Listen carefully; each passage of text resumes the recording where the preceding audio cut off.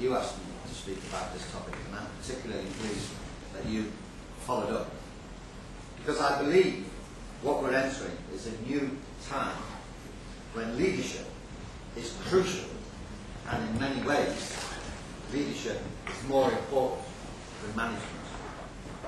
Why do I say that?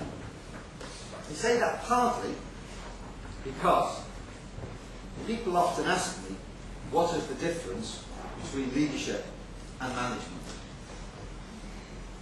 And it's not an easy answer.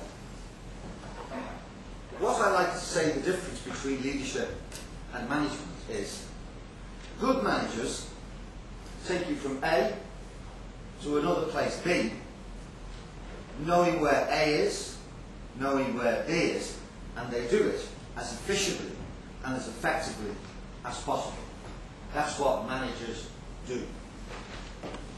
Second, however, is leadership's different. Because good leaders take you from A to B when you don't really know where B is. And their personal skills and their vision is such that their people follow them because they believe that they are taking them to the right place, even when they're not sure where the right place is. And of course, some leaders take you from A to B when they don't even know where A is, never mind where B is. And in the modern economy, it's harder and harder to say where is the future. It was interesting talking to Mr. Tuong about the future and the next 10-year plan and the next 5-year plan for Vietnam, because it is still being written.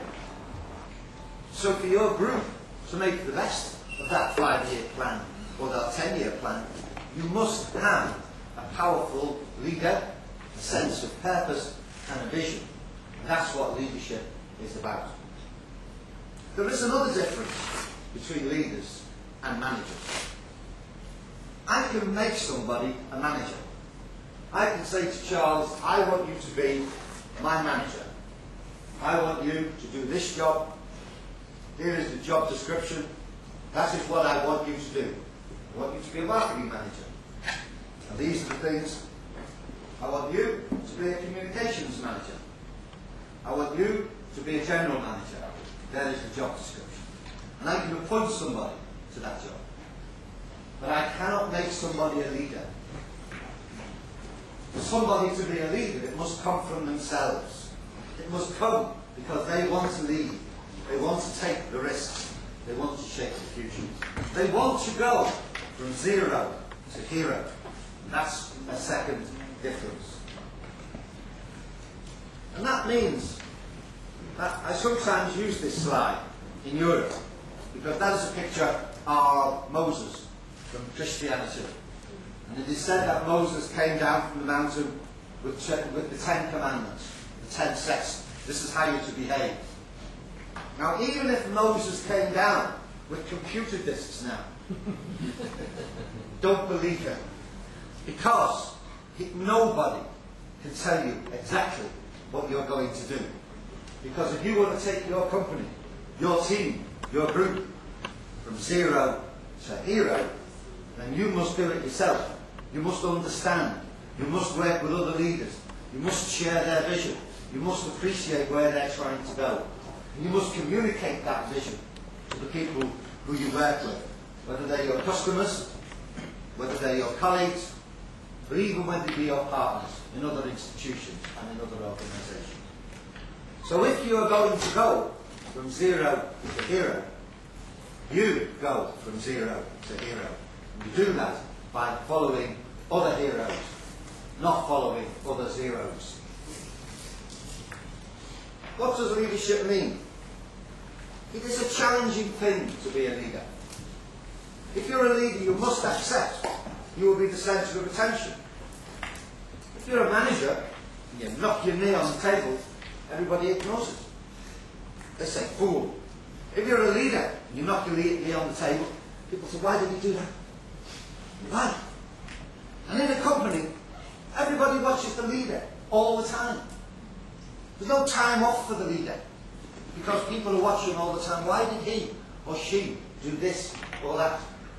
I bet when you're standing around over a water cooler, you say, what's Mr. Tuong doing? What's happening? Why did he do that? Why did he buy a Mercedes?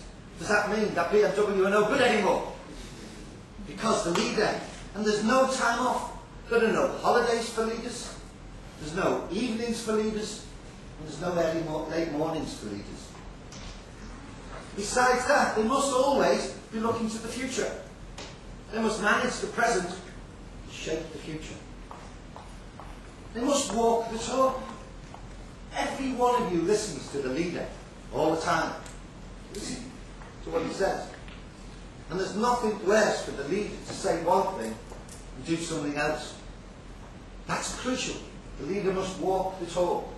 We were talking before about American industry, American companies. And we talked a bit yesterday about American banks. And I will give you two differences. There was a man called Jack Welch, who used to run General Electric. Jack Welch said that one of the lessons he learned as the leader of General Electric was that he had to talk to people, or walk around the company. He said it was much more important to talk to the people in research and development, to talk to the people, to be continually listening to the people. I read a book recently. It may come as you to surprise that professors read books, but sometimes we do. And it was a book about Bear Stearns. You probably know Bear Stearns, the big 100-year-old American company which went bust at the start of the financial crisis. Now I'll tell you a different story there. When this crisis was happening, the chairman of Bear Stearns wasn't in the company, wasn't in the offices, wasn't in New York. He was in Las Vegas. Now if you know Las Vegas, it's a gambling casino. It's a gambling town. He was in Las Vegas. What was he doing in Las Vegas? Well, he got paid every year. He got paid $50 million to be chairman of Bear Stearns. Every year, $50 million. But besides that, he liked to play a card game called Bridge. Do you know Bridge? The card game? And Bear Stearns used to pay one of the best bridge players in the world $500,000 a year just to play with the chairman. Just to play with the chairman. And when the company was going down the tubes, where was the chairman? He was in Las Vegas with his card player playing cards. He wasn't there. And when they tried to contact him, he had said, I must not be disturbed because I'm playing cards. Don't disturb me. So when Bear Stearns were knocking on the doors of the Federal Bank, when they were knocking on the doors of JP Morgan, when their share price had moved from 178 US dollars to 2, don't disturb me, I'm playing cards. Was he a hero or a zero? He'd actually moved from hero to zero, hasn't he?